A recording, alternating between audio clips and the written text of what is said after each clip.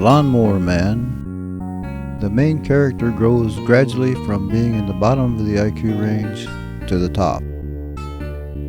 As the movie progresses, he begins to realize how people have been ripping him off, and that there is no reason he has to put up with that.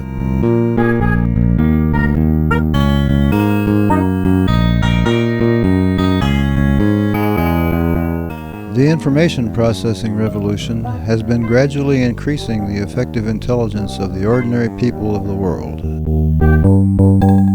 As they begin to see the breadth and the depth of the scams that are being perpetrated on them every day, they're coming to realize they don't have to put up with that.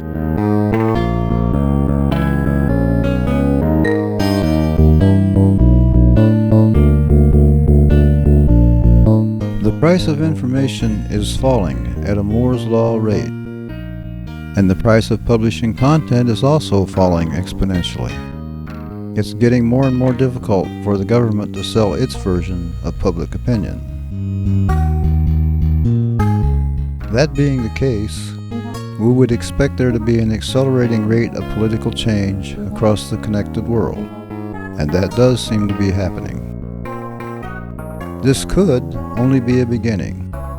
Our integration of the new information technologies has only begun.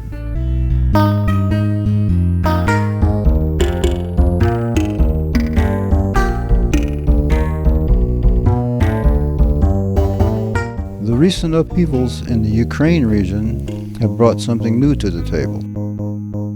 The police turned. I'm no expert on revolutions, but it seems to me that the usual course of events is for the cops not to give up until they have taken substantial casualties. Of course, it's not clear whether that cop-out is the beginning of a trend, but it is clear that we have seen a lot of clashes between authoritarian forces and large leaderless flash mobs, and the flash mobs have won a surprisingly large percentage of the time.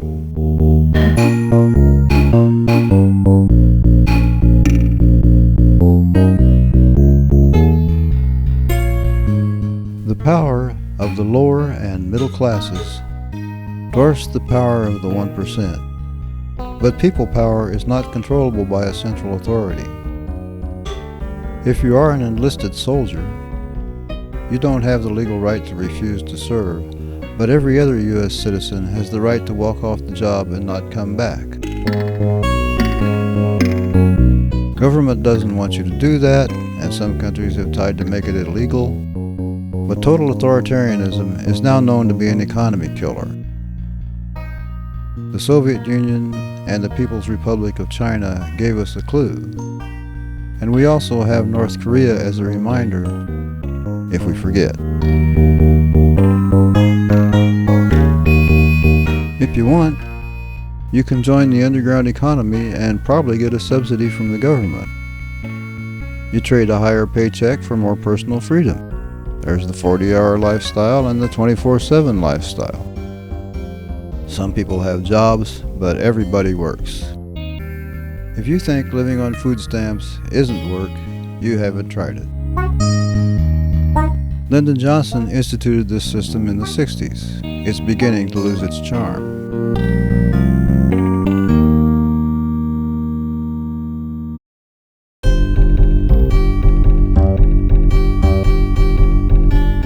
Here's a way of stating the fundamental law of economics. Work less, fight more, become poor.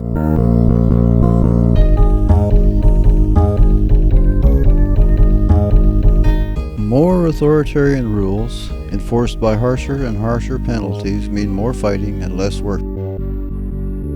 Fighting breaks the infrastructure and erodes trust, and less working means less resources to fix the damage. It's a degenerative feedback loop that goes rapidly out of control once it reaches a tipping point. Unfortunately, there seems to be no scientifically verifiable method to tell when that point will come. What does seem clear is that states all over the world are caught in this degenerative feedback loop.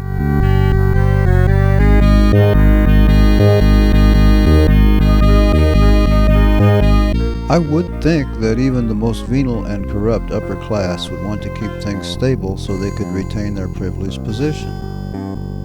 The U.S. oligarchs had developed a host of criminally oriented wealth extraction strategies based on advanced mathematical and psychological techniques. But they have made their extraction technologies so efficient that they are causing the system to become unstable.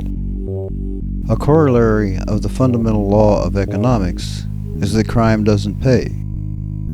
That applies whether it's state-sanctioned crime or unofficial criminal activity. It seems that a society that has a large amount of state-sanctioned crime also usually has a large amount of private crime, with the amount of state-sanctioned crime at least 100 times more than private crime. Think sales tax rip-offs at Walmart checkout versus getting mugged in the parking lot.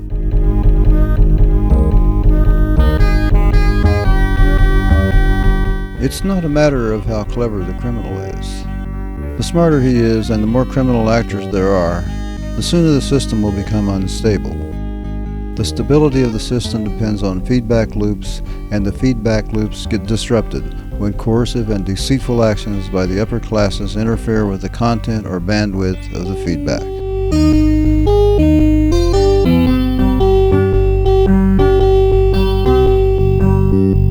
News commentators are fond of saying that the top X% have more money than the bottom Y%. That is totally irrelevant if the bottom Y% gets united enough to take issue with the top X% for some reason.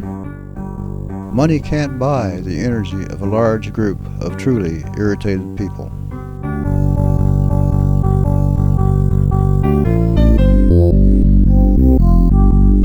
The income tax is a very efficient economy killer. Government has an incentive to get people on W-2 jobs where a larger percentage of their income can be harvested. An economy composed of a lot of small organizations is much harder to tax than one filled with giant corporations, especially if those corporations are barely disguised branches of the government.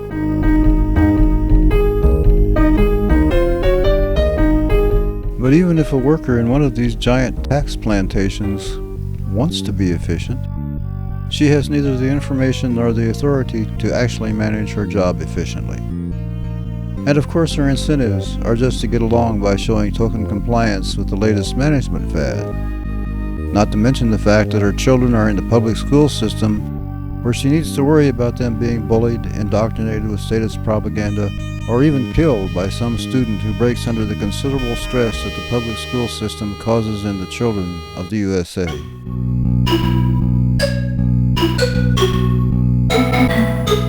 The way we treat our mothers and our children in this country is a total disgrace.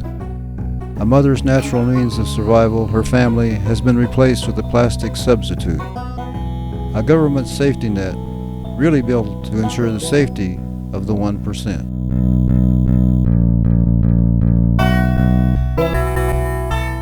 There is no scientifically verifiable way to measure economic fairness.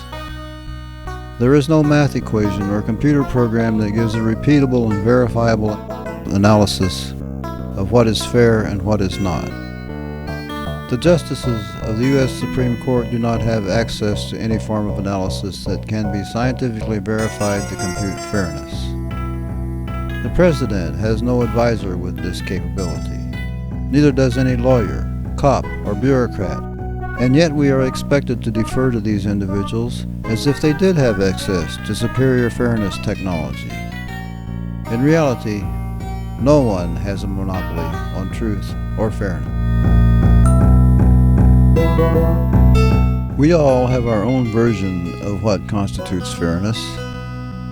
So, how can we best arrive at a collective vision of fairness that we can all agree on? Granting the right of refusal could get us there. That right can be derived from the libertarian non-aggression principle. If it's not right to initiate force or fraud, it is also not right to initiate force or fraud because someone does not do what you tell them to. No matter who you are or how many badges or warrants you have, we need a right of divorce not only from an unhappy marriage, but from an unhappy relationship with a government, or a church, or a business.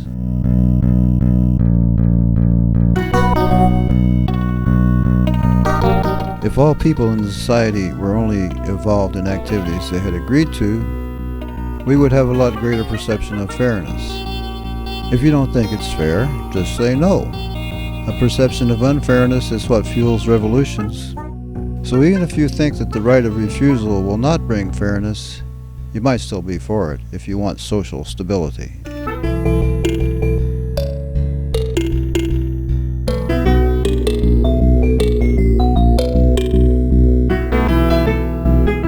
There is a distinction between authoritarianism and authority.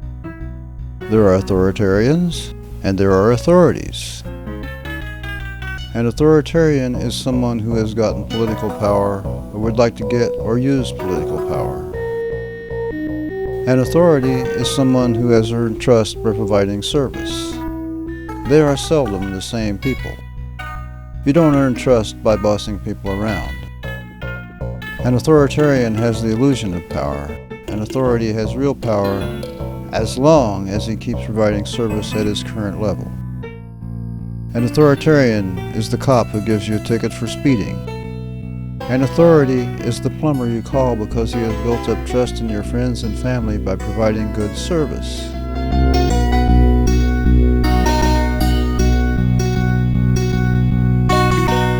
I remember when people would shrug and say, "It's a free country." It was kind of a conversation stopper. It was a statement there was no use talking about something that would not be changed because there was a recognition that applying force would only make the situation worse. When I was a kid, I used to hear people say that a lot, but I don't hear it at all now.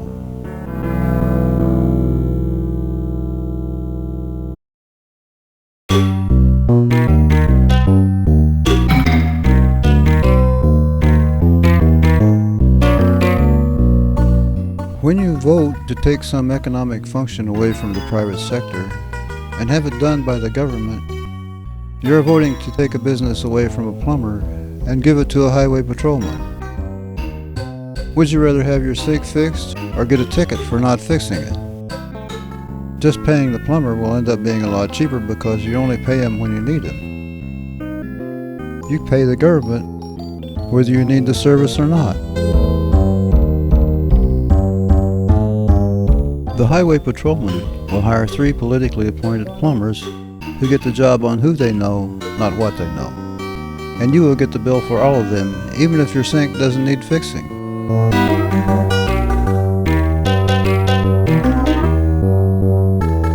But the reverse is also true. You can take functions away from the government and get a real plumber back on the job. And the highway patrolman and the 3 state-appointed plumbers can look for honest work. Chief among the government scams is the central bank. When we adopted fiat currency, we were also opting for a fiat society. We have fiat lawyers who care about billable hours more than justice. We have fiat doctors who care about their state license privileges more than the health of their patients. We have fiat jobs that have little relation to real work. We have fiat education that has an extremely low wisdom content and is mostly a platform for indoctrinating the young with status propaganda. We have fiat politics with a lot of discussion about fraud among voters and very little discussion about fraudulent counting of the votes. We have fiat political debates that exclude opinions held by vast numbers of voters. The levels of honesty and trust are at record lows. The information processing channels of the system are filled with lies, and decisions based on lies quickly lead to economic ruin.